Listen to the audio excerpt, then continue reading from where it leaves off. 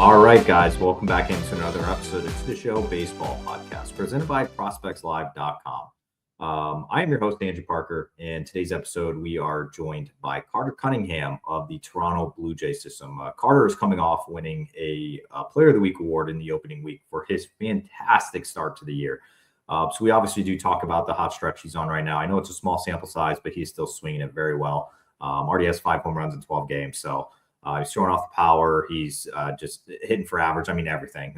He's swinging it very, very well. So we do talk about that and some other things he was up to over the offseason and get into that. But before I shoot to the interview, if you're watching me on YouTube right now, if you're listening on Spotify, Apple Podcasts, wherever it is that you get your podcast, please like and subscribe. On the YouTube channel, I am making a big push for 600 subscribers. It's a little newer channel, so we're trying our hardest to get up to 600 subscribers. It is free to do so. So any help there is greatly appreciated. But without further ado, let me shoot you on to the interview with Carter Cunningham.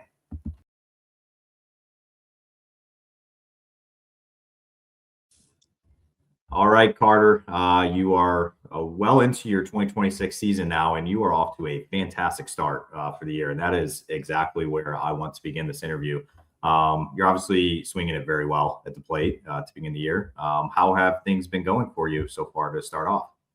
Yeah, no, they've gone great. I actually didn't have a great spring training, so I felt like it was not uncertain or doubtful. It was just you know, I didn't know if I was gonna have to continue to work some things out to start the year, but um, yeah, so far I've been seeing it really well, and I feel confident at the plate right now. So I want this to last the entire season. That's for sure.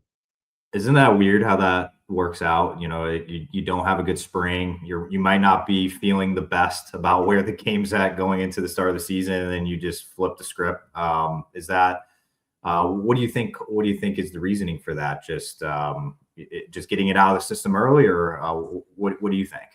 Yeah, I mean, I had this conversation with a couple of guys, a couple of coaches, even with the Blue Jays during spring training. Spring training is such a weird time because obviously you want to perform well enough to make the team that you want to be on. Like for me, I wanted to, I was striving for Double A. Even they call us in at the beginning of spring and say, hey, this is, you're competing for a spot in New Hampshire, and so you take that and you work for it, and you want to perform well enough so that you can set yourself up for that opportunity.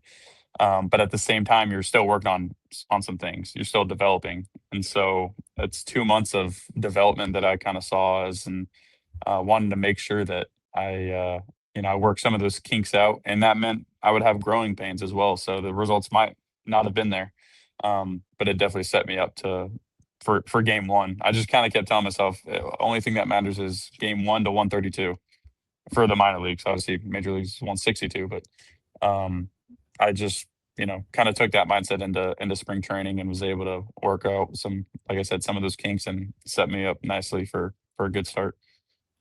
Do you, obviously being down, in High-A last year in Vancouver, you spent the whole season there last year. Do you think coming back for, your second time around now, like, did that give you like any extra, like, okay, like I know the level, I'm familiar with the surroundings here type thing. Like, does that give a guy like any extra confidence boost a little bit once you get there? Yeah, no doubt. I think playing for the manager that you've already played for before helps. Jose Mayorga, obviously playing in front of the same, or not the same fans, but fans, city. The area, the ballparks, all of those things. There's a comfortability level for sure that comes with it, but also just um, I think the first full pro season, you have no idea what to expect, and I think I kind of got exposed to that, especially in my first half last season. But going into this second season, it was like a confidence that I certainly didn't have last year. So just knowing what to expect on a day to day, like I said, the comfortability of the ballparks and how it plays and all those things, and what pitchers are even trying to do to me. It all kind of plays a factor into it. So definitely definitely a confidence for sure. Yeah, you brought up something unique as well, that it's last year was your first full season after being drafted over the summer in 2024. So, 2025 was your first chance to go from, like you said, from beginning to end in your first season there. Did you how did you treat your off season? Like having that time to have that full season last year and go into your first full official off season, I would say. I know 24 you had an off season as well, but it was a little different. But how did you treat it? And I guess what kind of things were you doing? Yeah, I mean, just I wouldn't even say like having data, but having knowledge and understanding of where I was at, how I felt throughout the 2025 season, kind of set me up nicely for the things that I wanted to attack, specifically offensively. This past offseason, I worked with a really good hitting coach. I went to East Carolina, so um, I went back there. I didn't. They got a new hitting coach. His name's Jake Gotro. He's the man. I just felt like it was his first season coaching ECU, so I didn't want to put more on his plate and work with him. But he's doing a phenomenal job there. But I worked with a guy in Greenville. His name's Lance Martin, and um, he kind of just helped me learn and develop and continue to hone in on some things that I wanted to work on. So, um, like I said, just I honestly view the 2025 season like it sounds so cliche, but like there was no failing. It was simply just learning. Like I felt like I learned so much, especially through the failure and the successes. But it just it helped so much to have that first full year, and then I was like, I know what I need to do and get ready for 2026. And something also that comes up, your 2025 season, it included your very first spring training as a professional baseball player. And, going into 2026, you might have been more familiar with a lot of the guys throughout the levels, things like that. So how did you, and I know you kind of started off, you were a little slower out of the gates, I think you said in spring training, maybe wasn't where you wanted to be, but did you take advantage of picking guys' brains this time around since you weren't the new guy on campus? But I guess how did you treat your spring training this second time around? Yeah, definitely. Like the first full spring training, when you get drafted, so in 2024, you go out and play those 20 games or whatever. Um, but you haven't met anybody outside of the team that you're on. So you show up for spring training that first time and you're a stranger to the entire org.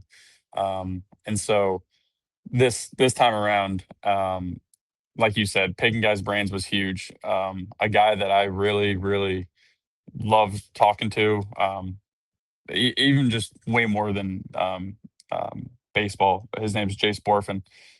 He's a double A player, outfielder for New Hampshire right Off to now, a and he's fantastic start, by the way. yeah. He is incredible. His work ethic. I mean, this guy would get in. He would get in first, and he was the definition of getting in first and leaving last. And so, just looking up to somebody like that was huge for me. He's been there. He's done that. He's like I said, his work ethic. I think one thing he does really well is he comes with a plan to the field every single day. I think a lot of guys can get caught up in just the days and go through the motions, whereas Jace really, I mean, he was so intentional with his work that it rubbed off on me. So, like you said, just the comfortability of knowing people and being willing to, reach out. Even though I've never played with J-Bo whatsoever, but he kind of took me under his wing, I felt like, and it was really good. You are the third member of the Blue Jays org that's come on to this show and talked about Jace. And I've never talked to him, but I've had Josh Kasevich and Phil Clark both come on the show and talk about him, just being like, hey, watch out for this guy, or hey, Yeah. be looking out for this guy coming up. So Yeah. it's three people now. He Yeah. must be a great guy and doing the right thing. So that's great to Yeah. hear. No, he definitely is. Like I said, there was way more than just baseball that he helped me with. We're both Christian, so we would get to the field every day and honestly read our Bibles together before it got too busy and before it got too loud in the gym. And he does things the right way. Like he's the definition of a pro. So definitely, I mean, he'll be a big leaguer one day for sure. Yeah, that's cool. I mean, that's all three guys. So I feel like I need to Yeah. maybe reach out to him and see if I mean, Yeah. I live right down the road from the stadium, so they're in New Hampshire. So I should Yeah. probably be hitting him up. But Yeah. yeah, that is cool. It's always cool to see like the inner workings around like even guys up in AAA were saying it about them. You're down in High-A saying it about them. So no, that is very cool. Yeah. But so for back to you now, and maybe for the fans that maybe aren't as familiar with you, maybe the Blue Jays fans who maybe you're new to their radar just because you were just named Player of the Week last week. I know it's probably not something you were just like gunning for, but it's cool to have that recognition though, and just be recognized for that. But what kind of player are you? Like, if you had to describe yourself as a player, like what's your calling card? I guess how would you do that? Yeah, that's actually a question they ask us in spring training. So I Oh, always, I think I bring a lot to the table, because I'm a versatile player. I can play corner outfield as well as first base. I don't have any stolen bases yet, but I promise you they're coming. okay. I can take some bags, and then I think I just have an understanding at the plate of what the game is demanding at the time. So um, if let's say the bat's not on that night, I'll go make a play. Or if, I don't get any action in the outfield, then I'll, make a couple big swings that night. So I felt like it's especially the way the game is going, like it's good to have that versatility. Um I certainly think I would excel in my power areas. I think that's obviously what the Blue Jays want me to do as well. So I think I bring a little bit to the table, a little bit of everything to the table. So it's a matter of the really good nights I'm doing all three areas of the game in one night. So Well, I'm not. I'm gonna read you a stat here. I'm not a math guy. I went to school for journalism, so it was the least math possible when I was in school. But you have 5 home runs right now in 12 games, and I don't know. I guess the exact pace, but I feel like you're on pace for like 100 home runs over the season. That might temper off a little bit, but let's just say if you are on pace. But what's working like with the power swing this year? Is that something that over the off season you go into like a bat speed program and things like I guess like how does that look? Like how are you dipping more into the power department than ever before? honestly, it's for me this year, it's more of a plan and approach and executing that. So I had a talk with the hitting department, and they said they really don't care about strikeouts. They want me to go slug. And so what that meant to me is like I'm gonna get my A swing off like on the pitch that I'm looking for. So I can go up there and get three sliders and I'm on fastball and not take the bat off my shoulder, and I'm back in the dugout on the bench, and I live and die by the sword. So I the like next day that. be he could give me a fastball down the middle and I don't miss and I hit a homer. And it's like you just have to be guys nowadays are these pitchers are really good. Like I can't be on time for 97 with and I think who did we play last week? Tri City Dust Devils. They're the Angels. They got a bunch of guys that throw 98 with like big 12-6 breaking balls that are like 77. And I'm like, I can't be on time for both. I got to pick one. And when you pick one, you get it right. It makes it a lot easier to not miss. And so the homers that I've hit this year so far have been like I committed to a plan, to an approach, and I haven't missed when I got my pitch. So um, like I said, be willing to live and die by it. It wasn't necessarily any swing adjustments or anything crazy. It was just more of a commitment to a plan and approach than ever before.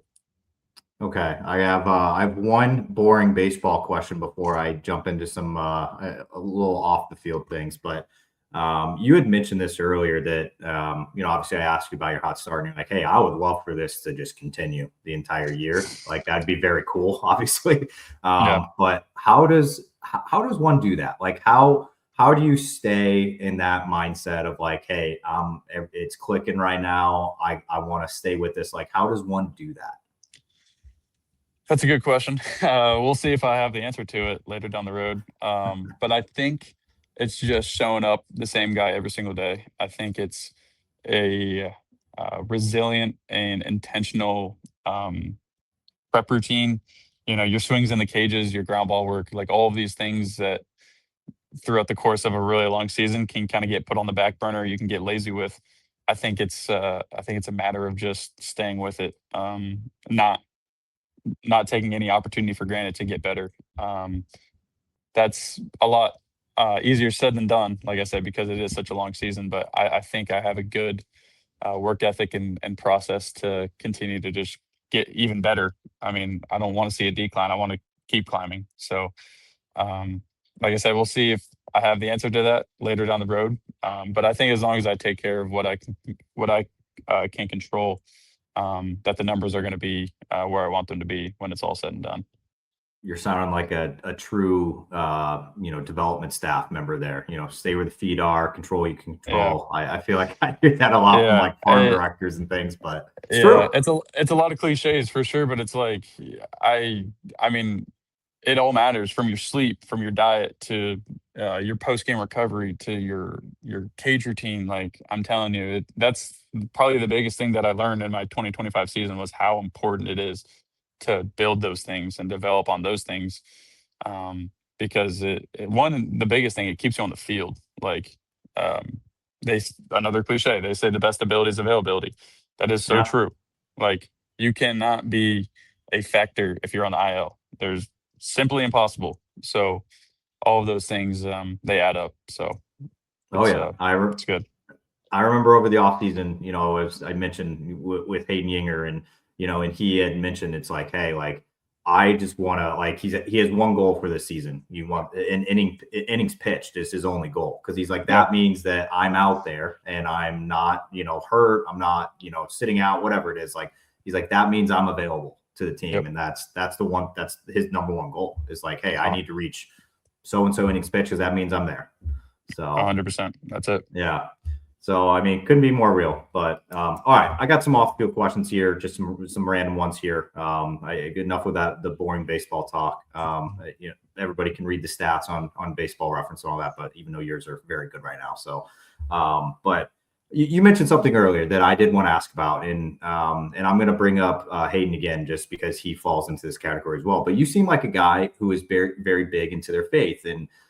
Something that stuck out to me in my journey around minor league baseball stadiums, I remember a certain instance where I was in New Hampshire at the Fisher Cat Stadium, and they were playing Portland that day. I was kind of floating between both of the dugouts, and um, I remember it was a Sunday day game, and they both were having chapel. And I was sitting in one of the dugouts, and I was talking to a couple guys on Portland side and everybody starts coming out and I'm like, oh, what's going on? It's pretty early for everybody coming out. He's like, oh, it's Sunday chapel.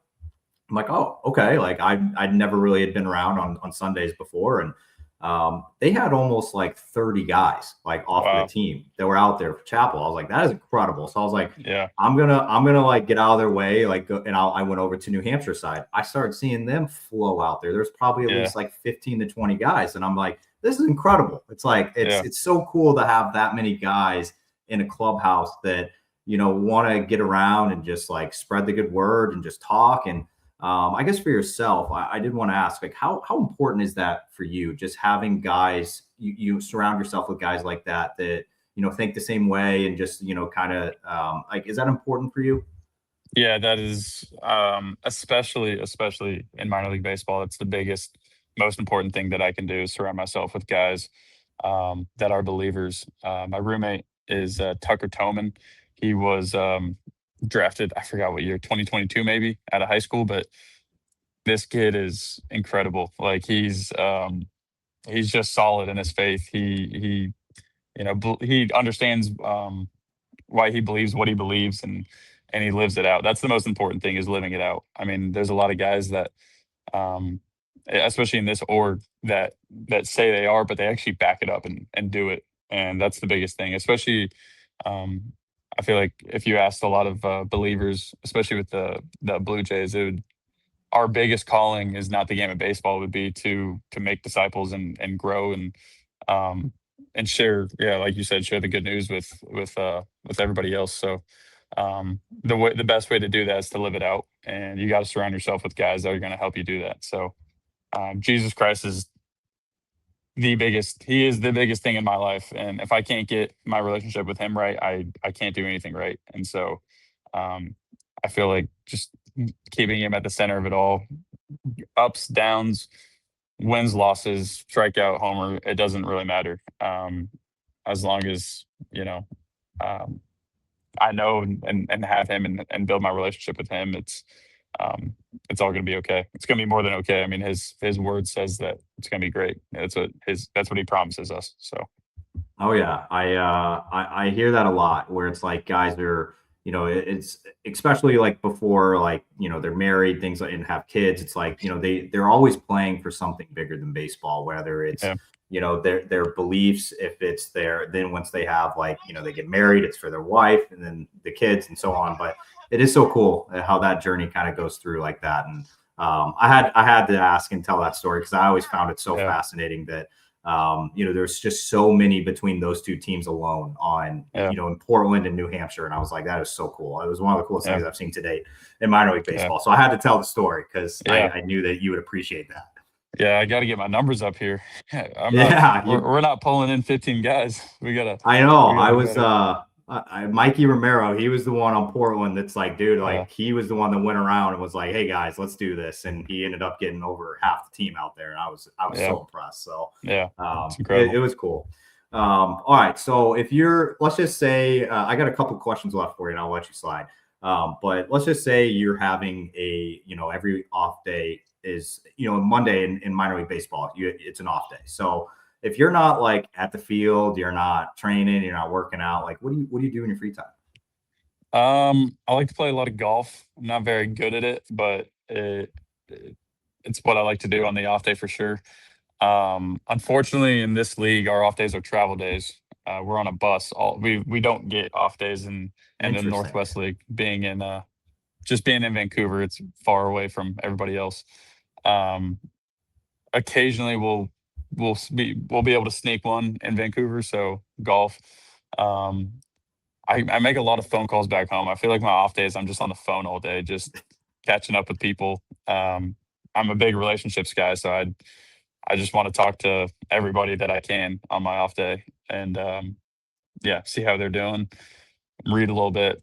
Maybe I'll watch a sermon if I got the time, like kind of things like that. I'm not a big video game guy or um, I don't know, just being outdoors, calling people, uh, reading the Bible. That's all I do. Okay.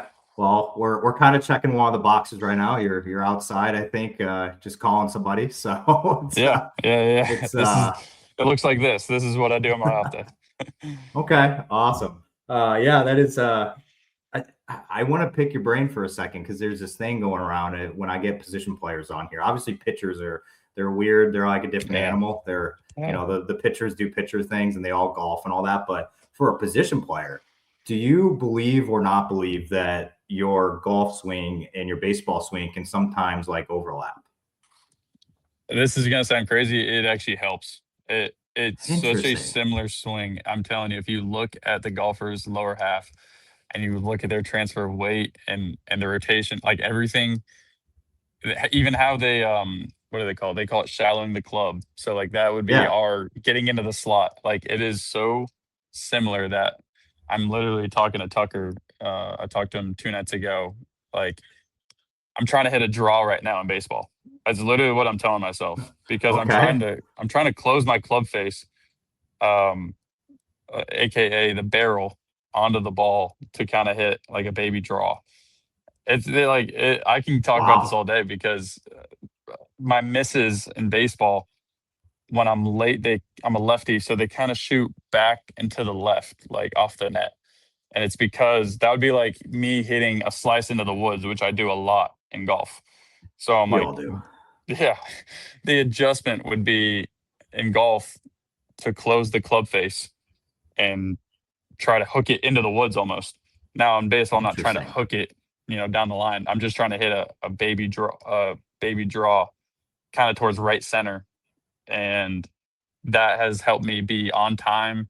It's helped me, like I said, kind of square the barrel around and match the plane of the ball. So it's like it's crazy, but I think golf is such a tool and resource for my baseball swing. It sounds so crazy, but growing up, my hitting coach was Kevin LaChance. He's with the Dodgers. I think he's the High-A hitting coach with the Dodgers, and I mean, he's like the biggest believer in golf. Like he's told players to go that are struggling at the plate to go play golf. Um, Interesting. and so I don't want to quote the Dodgers. Obviously, they do a really good job at developing hitters. That's just a known fact. Yeah. But I believe they are big on golf. Um, like I said, don't quote me on that because I'm not with them. But I know my hitting coach back home, Kevin LaChance, is he's a firm believer in it. So I think, Okay. like I said, I could talk about this all day, but I think it translates so well. Okay. Interesting. I almost remember like I don't know how well you know Nick Goodwin in the Yeah, system, but yeah, I almost believe he was one of the guys that came on here and was talking to me about like he either doesn't want to golf as much during the season because he thinks it messes with the swing. Like I don't know. There's some guys that think like that. Then other guys are like yourself, where they're like, it actually helps. So it's yeah, very interesting to hear both yeah, sides of that. yeah. It's all different.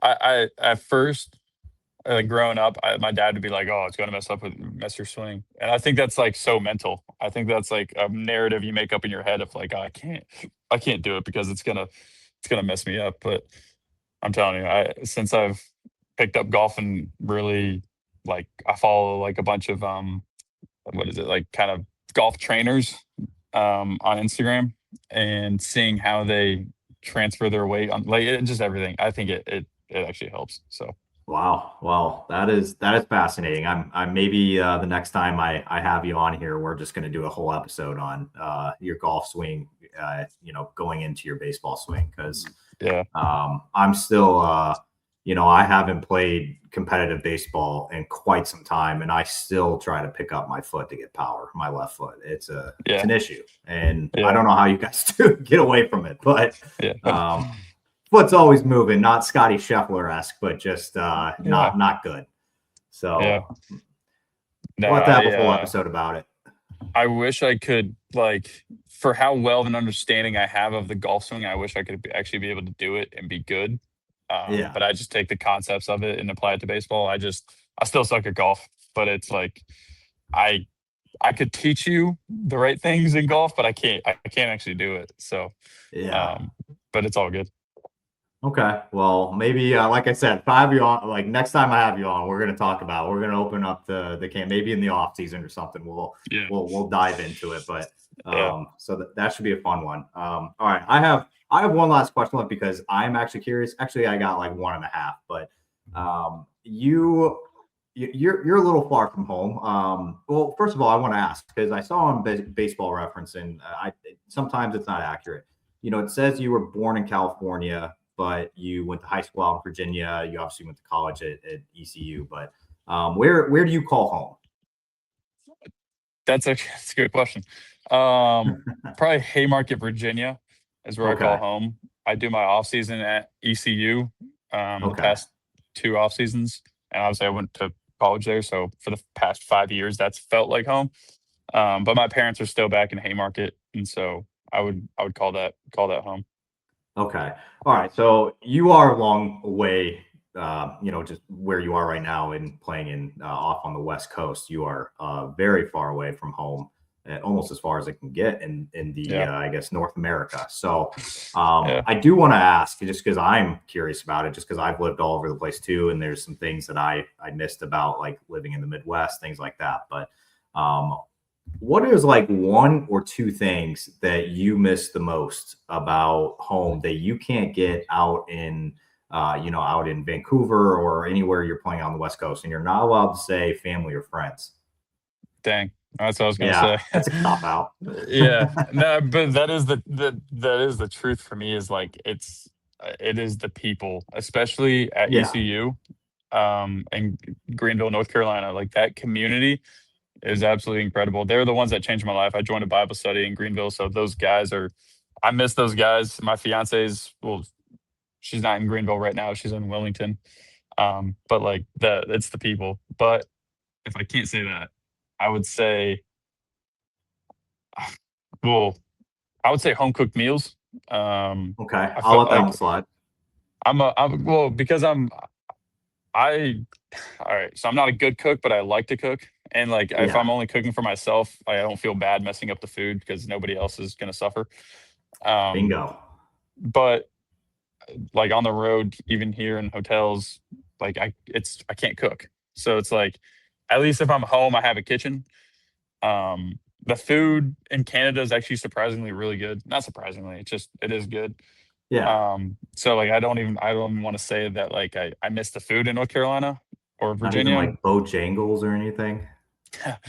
Cookout, cookout. Cookout, yeah, there it is. Yeah, I do miss Cookout. That place is $8 for all you can eat, basically. Oh yeah. Um, but yeah, I would probably say like being able to cook and have like a fresh home cooked meal is probably the biggest thing. I'm trying to think if there's anything else. I mean, the beach. You got the beach in Yeah. North Carolina, um, but you also have a nice one in Vancouver. So I Yeah. guess I get that here. So I don't know. It could just be free time as well. I Okay. miss being able to wake up and not do anything for a day, and Okay. just chill. But I guess it's not really one specific answer. That's a good question. I got to think on that one though. Yeah, it's always I like asking it to guys that are like pretty far away from home right now, and usually Yeah, I get like, oh, like I miss like what Zaxby's, or I miss like Bojang, whatever, just like yeah, some yeah, yeah. fast food chain that's back home, and I get that a ton. So you Yeah. thought outside the box, so I appreciate that a little bit. Yeah. All The right. time zone's the hardest part for sure. I don't know if you've ever experienced that being away from family, but like being 3 hours behind them is brutal. Oh yeah. I've never been three. I've only done like the one away from like the parents, like East Coast to Central, stuff like that. But I've never done like as that's got to be tough.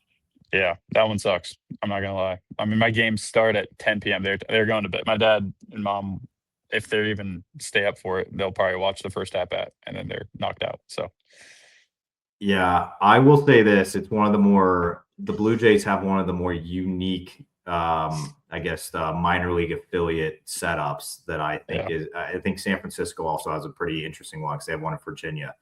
But I think with you guys going from Dunedin on the Eastern time, then you go out to Vancouver all the way yeah, on the West Coast, and then you go to New Hampshire, and then it's pretty easy from there, like the travel. But that's crazy. It's always so crazy. It's you got to go from Dunedin all the way to yeah, Vancouver. But yeah, all right, well, Carter, I appreciate all the time. Obviously, I'm wishing you best of luck going forward this year, and obviously, I hope the stretch here that you're on continues on for you. But thank you so much for doing this. yeah. No, thank you, Andrew. I really appreciate the time.